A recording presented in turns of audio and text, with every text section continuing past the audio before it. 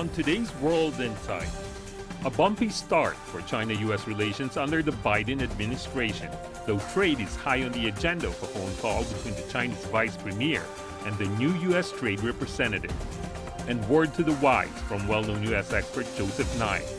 The success of Biden's China policy depends on how the United States changes. Managed strategic competition, or what I call a cooperative rivalry. And the upcoming Tokyo Olympics in limbo, following a U.S. advisory against travel to Japan due to COVID variants. After a year of Olympic delays, is it game or no game?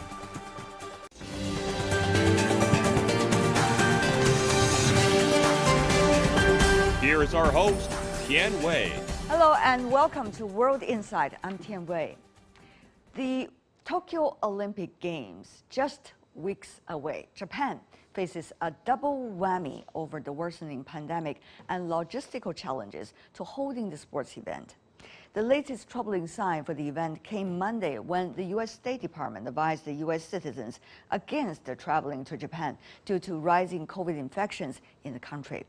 But the organizers last week declared that they had entered what they coined operational delivery mode for the Summer Games, a clear signal that they will push ahead with the opening ceremony set for July the 23rd in Tokyo, regardless of the state of the pandemic. Now, it's the big question everyone is asking. The one that won't go away. Will the Tokyo Olympics indeed happen this summer and on time? Let's loop in our panelists.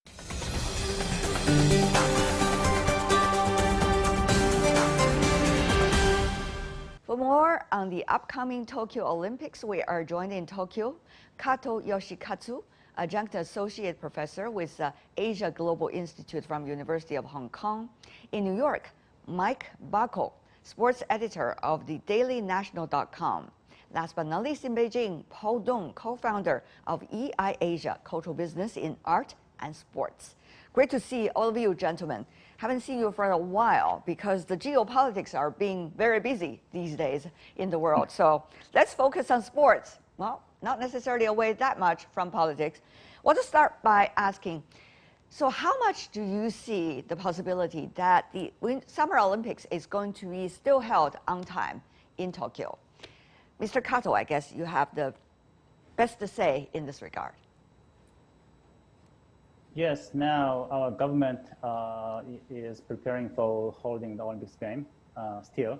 But the problem is now our public opinion, Japanese citizens are very collectively against the holding Olympics, so because due to the pandemic. So I think the problem is now how to achieve the success of Olympics game and the safety and health of Japanese citizens. So now, I think now there are great concerns on that. So I do not think Japanese government and our citizens have agreed on that. So, and including some recent move from the U.S. government to be, against traveling to Japan or something like that. So I think now the situation is still very critical moment and complicated. Mr. Bacco, if I understand, the U.S. official stance is not necessarily encouraging citizens to travel to Japan, to Tokyo, but not against the Tokyo Summer Olympics, right?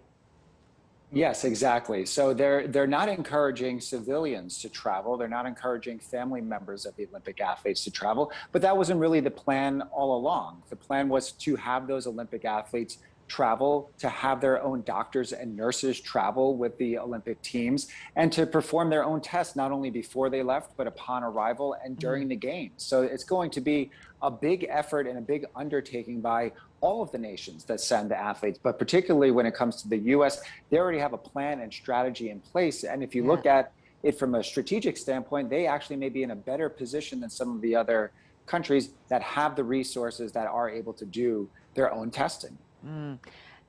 Mr. Dong, from Beijing's perspective, Beijing Winter Olympics beginning early next year, 2022. So what is Beijing's attitude now toward the Summer Olympic Games in Tokyo?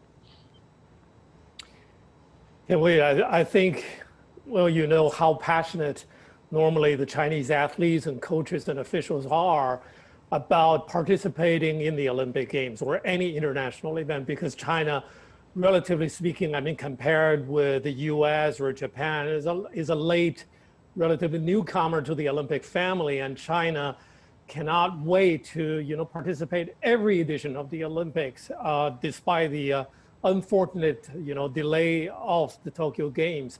I think at this moment, despite all the discussion or even dispute about, potential cancellation, I think almost everyone on the Chinese delegation or potential Chinese teams cannot even think about have it canceled again. So let's chop down, some of the segments about this very complicated relationship involved in any Olympic Games. Now, there is the relationship between the host country and the IOC and host country and all the other countries that are participating in the Olympic Games. There is also tremendous commercial interest involved with IOC and also its, shall I say, sponsors, as well as sponsors with the host country.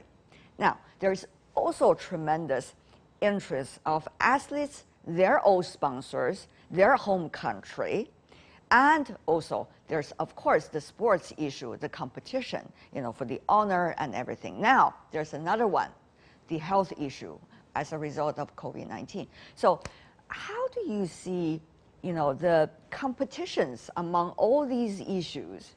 And with the current decision that the Summer Games continues, which do you think among all these factors are playing a leading role now, Mr. Bako? Well, I think the biggest thing that is binding all of those entities that you just mentioned is the financial aspect of everything. You're thinking about $15 billion that have already been poured into these Olympic Games. And those are the official numbers. So those numbers are probably even more inflated. So right now, what both the IOC, what the nation is trying to get back, also from a media rights standpoint, there are a lot of entities that have billions of dollars on the line. So that's what's really driving this forward. And then you mentioned a very important part of it. The athletes, even last summer, during the height of the crisis, there were athletes that still wanted to go and compete because they know as Olympic athletes, their window is very small. There's a lot of money on the line for everyone. Yeah, billions of dollars are at stake now. And I still see this as an opportunity, but if not an opportunity, but a moment that you cannot postpone anymore for the IOC to think about if with Tokyo and then Beijing, we can start a transition experiment, although it has very high risk, and to face the future scenario or landscape with the Olympic Games, for it to be put together very differently. If you look at the list of the sponsors, most of them are relatively, more traditional sponsors or enterprises or companies. But now the richest companies who do have the deepest pockets in the world are very different. They are technology companies, and they can help the IOC or the entire International Olympic family to start reforming the format. I mean, almost everything about how humankind can do their physical activities, extravaganza, in a new way. Interesting. So these technological collaborating potential partners can do a lot, even financially, because they have the money. Money, money, money. Is that still the money issue, Mr. Kato? Yes. At the end of the day, IOC will make a decision, whether to hold the Olympic Games on time. And now the Japanese government is preparing for that and supporting for that, completely. But the problem is, previous guest pointed out money. Olympics could create, economic, financial, even peaceful impact. But now it's a century of crisis, the pandemic, and of course, it's undeniable that the Japanese government has not successfully contained the spread of the pandemic. So Japanese government has a huge responsibility on that, and that is why our citizens could not fully support our government to hold that. So this is a very great pity and very unfortunate reality. But I think at the end of the day, as you mentioned, it's a great competition, great dilemma. among our sponsorship, our sportsmanship, our government, and the Olympic spirit. So this is a central dilemma. But from the perspective of Japanese, I think the health, safety issue couldn't be sacrificed. Why is Japan's rate of vaccination so low? Will the government be able to motivate the public to do that before the Olympic Games? If you look at the clock right now, if they do it now in large amount, there is still time. But 2 weeks away from now, it's almost impossible. Yeah, almost impossible. I have to say, because of our incapability and mismanagement, Japanese could not have created our own vaccine, right? And now the rate of vaccination is still very low, and including some operation, who are entitled to be vaccinated or something like that. Actually, I am not vaccinated yet, right? So a lot of people are in Queen.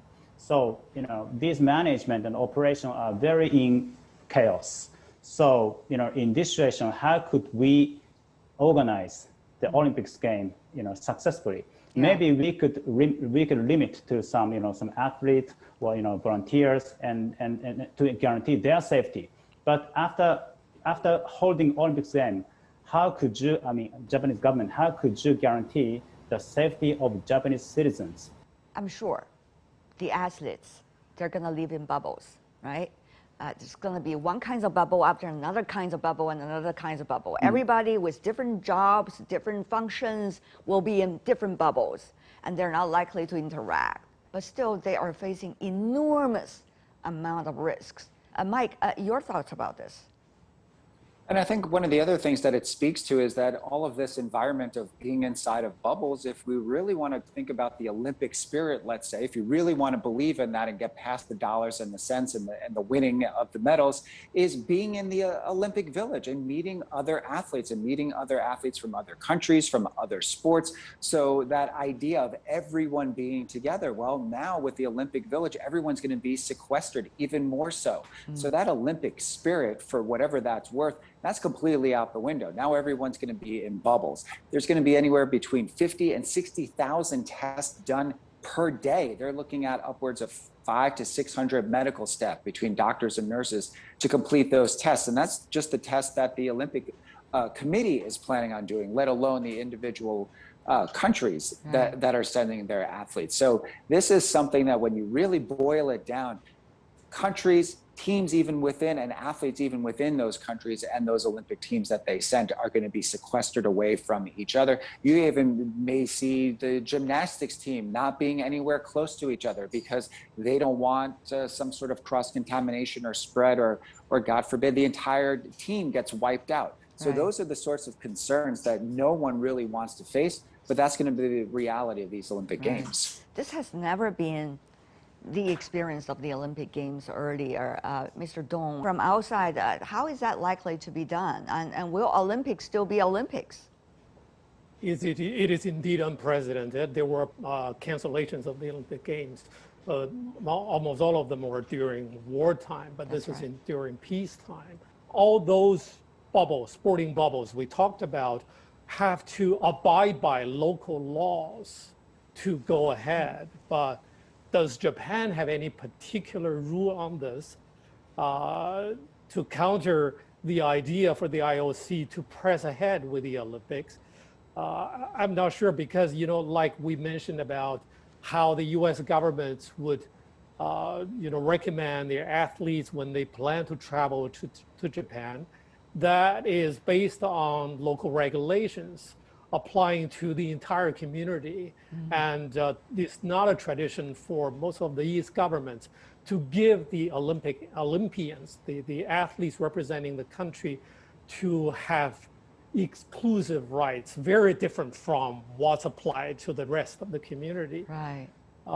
Even China, I think they will treat their delegates almost the same as the rest of the population. So it's unimaginable. We are aware that the human resources shortage, especially shortage of medical staff, is very severe, and we're still waiting for the IOC to give any reliable plan to see that the gap is being narrowed significantly in the run-up to the opening of the Games. You know, this is not going to be one event that is going to face the danger of COVID-19. According to many of the epidemiologists that we've been talking to over the past year or so, this is going to be with us for quite some time. We know the vaccines work so far, but the variants could always be challenges to the vaccines, and we do not know simply just about the answer, which means if this Tokyo Olympic Games is being held on time, it could be both lessons and experiences for other sports events in the world. What we are thinking about the soccer games in different parts of the continent, and also the upcoming Winter Olympics in Beijing. On that, I want to go to you, Paul. You're based in Beijing. You know China is really geared up. The country has been, quite successful in dealing with COVID-19, opened up already for almost a year or so. How do you see, the country looking at the Olympic Games in Tokyo and thinking about, what's going to happen in Beijing? Tianwei, I think I can tell that Beijing and the rest of China are probably even more supportive for the Tokyo Games to go ahead than the Japanese people themselves. And of course, for their athletes to have this rare opportunity to compete and for their career success. But at the same time, China has adopted a very different system of mitigating and containing the virus over the past year. But, Japan had been successful for a year until recently. But I think for sports, the Olympics, it has been overdue, the question or challenge for the Olympic family to think about, even before the pandemic. Sure. I think the Olympic movement has already come to a point to think about how to do it differently, because this was talked about being unable to sustain for quite a while. Beijing was already the biggest in terms of scale and scope. And London and Rio were experimenting some different ways. But this finally, the pandemic pushed this forward for us to think about how the Olympic Games should be played out differently. So I think now the Chinese, compared with soccer and all other sporting events, the Olympic Games is so different. Within one city or surrounding one city with a couple of other suburban areas, you have to accommodate dozens of sports, more than 100 events to take place. The Olympic Games, you cannot, once you have a badminton problem, you cannot hire soccer officials to badminton to take it over. Yeah. So my question is, will the IOC be open enough, because the sports are somewhat separated from one another? If there is something happening to one sport, can the IOC just close out that particular sport while watching the rest or allowing the other sports to go ahead? There are a just whole like UEFA and Paul, you're only mentioning one of those questions. There are a long list of questions I could ask right now about how Olympic Games are likely to be held in the future, whether it is really going to be the Olympic Games that we know, right? Whether it is going to be, all in the same place or different places, whether it's going to be held more digitally or rather in person. All of these questions, I'm sure many more, needs to be asked and can't be asked. Whether the money are being spent at the right place, whether health will be a big issue, whether other possibilities, unpredictabilities should be planned into the overall game. There are a lot of issues. Mike, your thoughts also on that?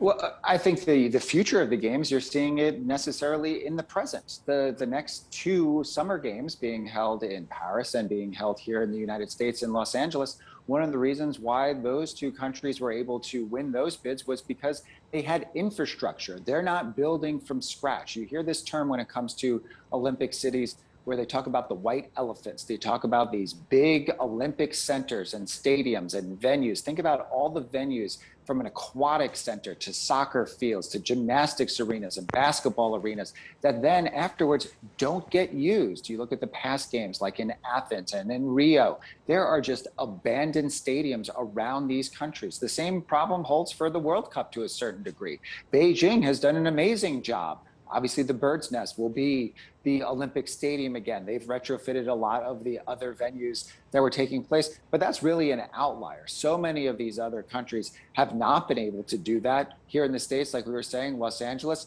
they're going to have the Olympic opening ceremony in the track and field at Los Angeles Memorial Coliseum. That's where they held the Olympics, I believe, in 1932 or 1936. But on the other hand, Mike, there's a political correct question also, and also there's an issue of equality, isn't it? When you have countries much more advanced and having more sports facilities compared to those who don't, but you still want to give those who didn't have an opportunity earlier to have, be a member of the Olympic host countries. So that is another issue. There are a lot of issues for any of the move likely to take place in terms of changing our plan, Mike.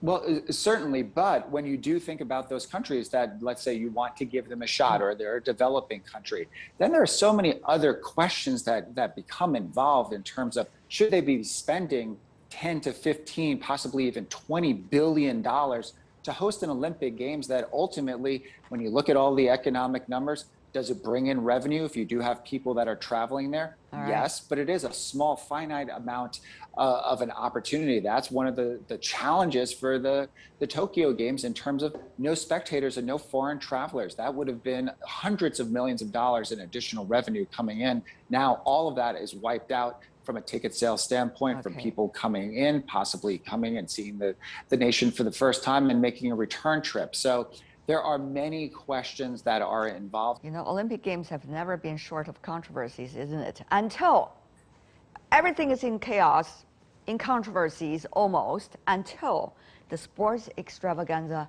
begins. Then everybody will be head over heels in love with all the sportsmen and sports activities being demonstrated over there. But last, also comments coming from Yoshikatsu, please. In terms of the Olympic spirit, peace should be a key word. But now, looking ahead in the future, more crisis would become like today. So now I'm wondering whether Japan could prepare some alternatives. For example, now due to the weather issue, we are going to hold our marathon game in Hokkaido, the coolest place in Japan. But now Tokyo is still under state of emergency. In this situation, whether Japan could prepare something alternative or something unique and organize it differently. So this should be some preparation for future crisis, very uncertain crisis.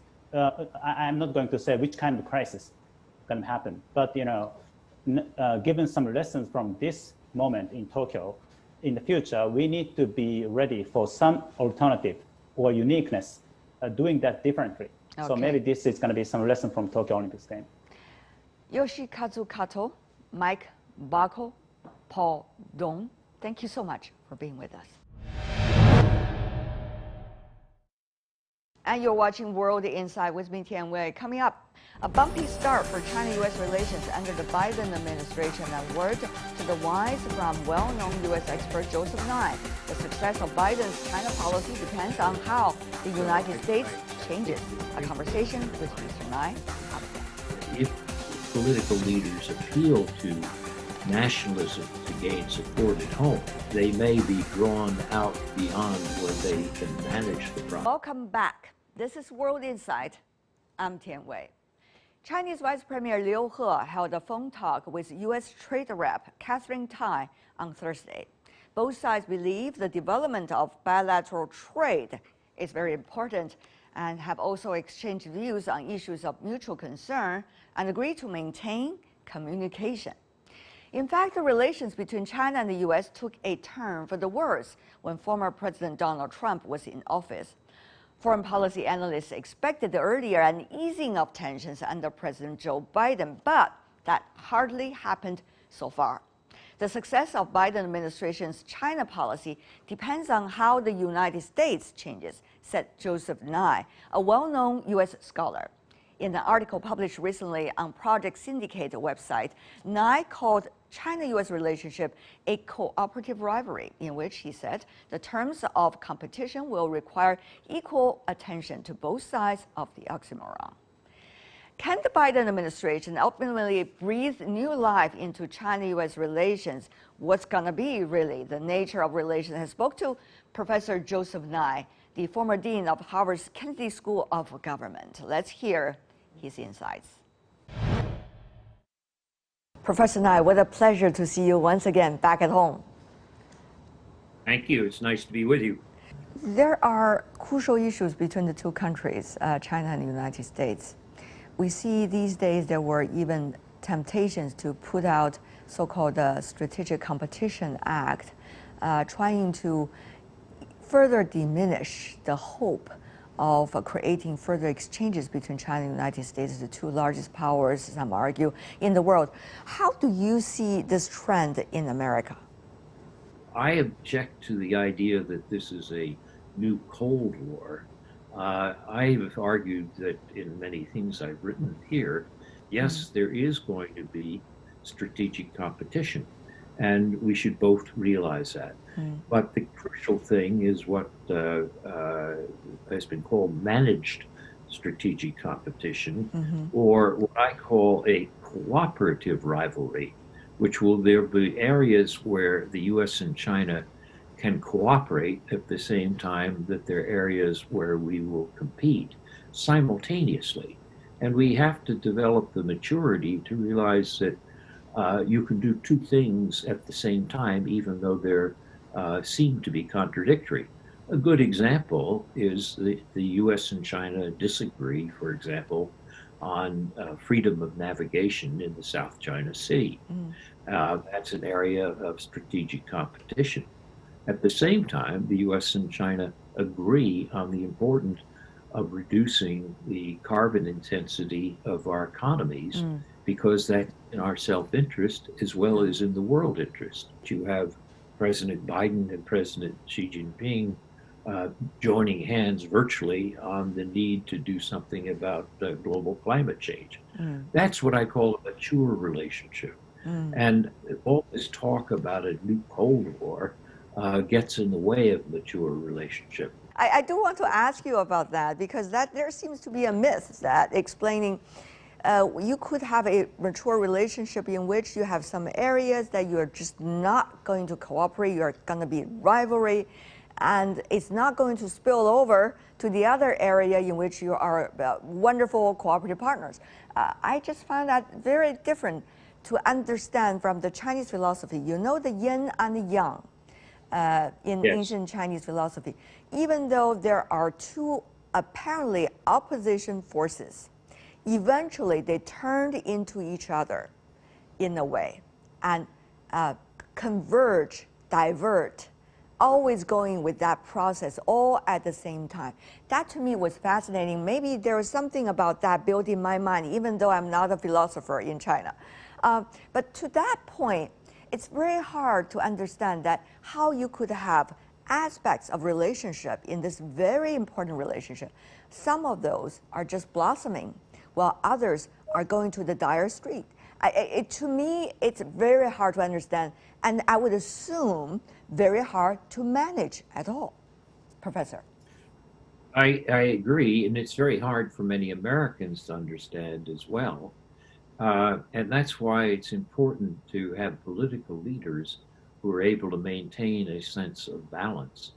The ability to manage two contradictory things at the same time is one of the crucial skills of a successful leader. And I think my impression is that the leaders we have today can understand that, but the danger is if there's too much rising nationalism, whether it's in China or in the US, and the leaders are pressed to take more extreme stands, they may get into situations which have unintended consequences. It's unavoidable, it seems that, Professor, because when the atmosphere is toxic and soured, anything can happen when it comes to national sentiments toward each other or toward others. I agree, and that's why I think the fact that we have a great deal of economic interdependence, as well as social contacts. There are somewhere like 3 million Chinese who come to the U.S. every year as tourists or students and so forth. I think these are very important balancing factors in the relationship as a whole. So I think the great danger in my mind is that if political leaders appeal to nationalism to gain support at home, they may be drawn out beyond where they can manage the process. When people talk about a Cold War, they draw the image of 1945. Henry Kissinger has said, and I agree with him on this, the right historical analogy is 1914, when none of the leaders really wanted World War I, but by carelessness and extreme nationalism, they got into a situation which was devastating for everybody. So that's why it's crucial to manage this relationship very carefully. One of the things we hate to say, but have to now, whether this administration with apparent good intention at the very beginning of the office will follow into the trap of the earlier administration in which they see the relationship. There are going to be areas where we will see some decoupling between our two economies.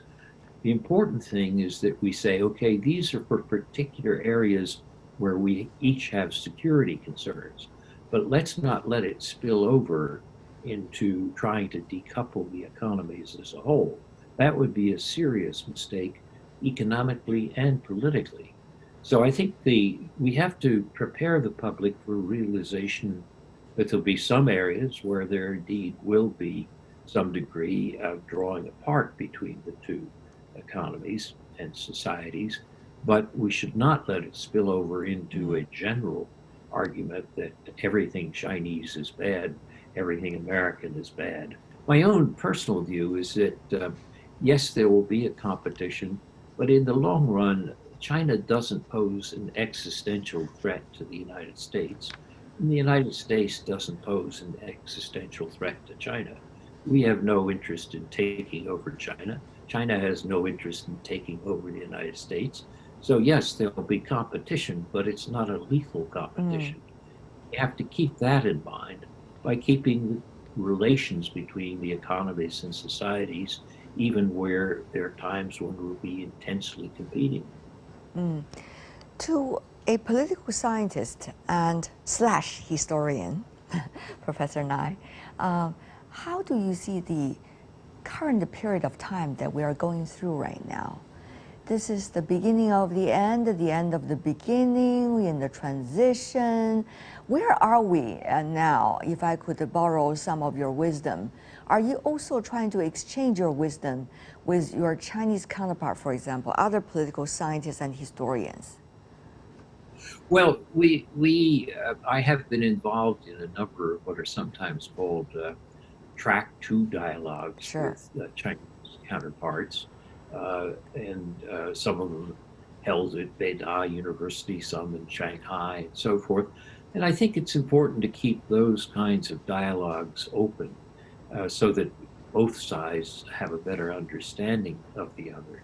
So I maintain Chinese friends. I think they consider me still somebody they can talk to openly. And I think that's an important avenue to try to moderate the types of dangers that we've been displaying. Let's jump out of the China-U.S. thing a bit, because the world is not just China and the United States. How do you assess, Professor Nye, with the current situation of the U.S., the allied relationship the U.S. has with its partners through the past few decades? For example, with Europe, which certainly having different views about the United States, to say the least. Well, the U.S.-European relationship has always reminded me of a family in which you can often have severe fights among the siblings, but also among the adults over particular issues, but they don't lead to a divorce. European. But is that fight won by the U.S. Through hard power or soft power now?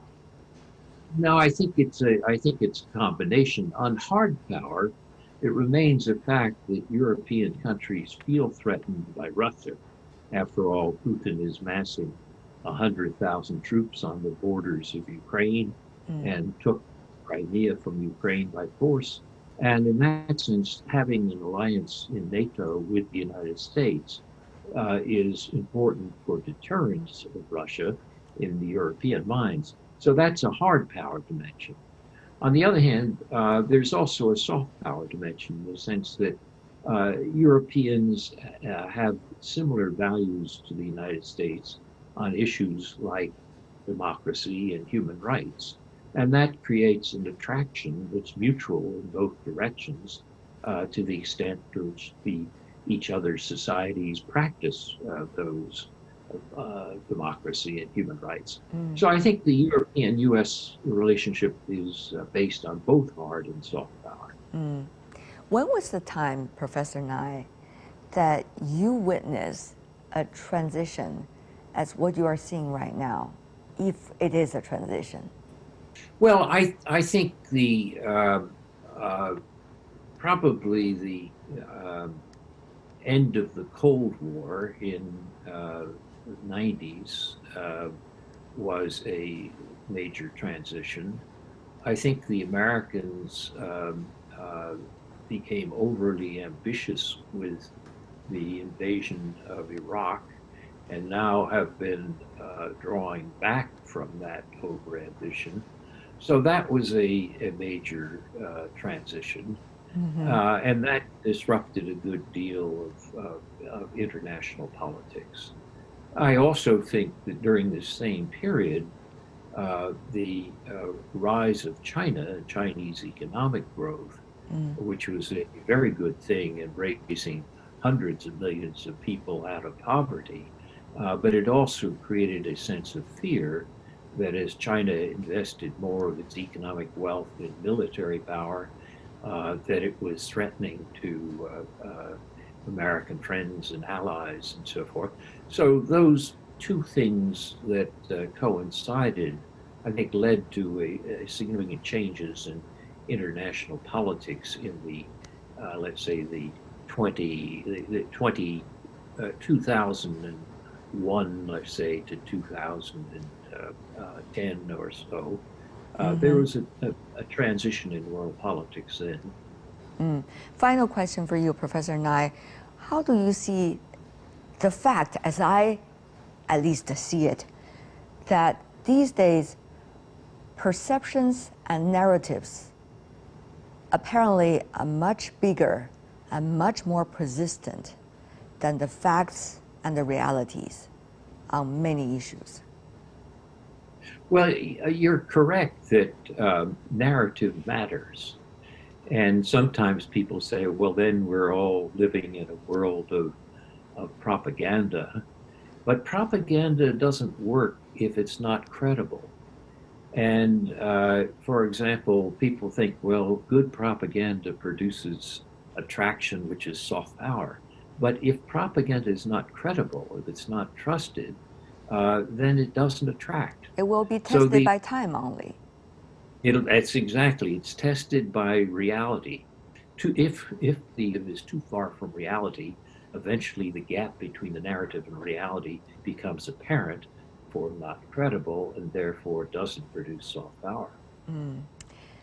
Very interesting, Professor Nye. I think this is certainly an unprecedented period of time for me in my lifetime to see all the changes and how people are reacting to the changes.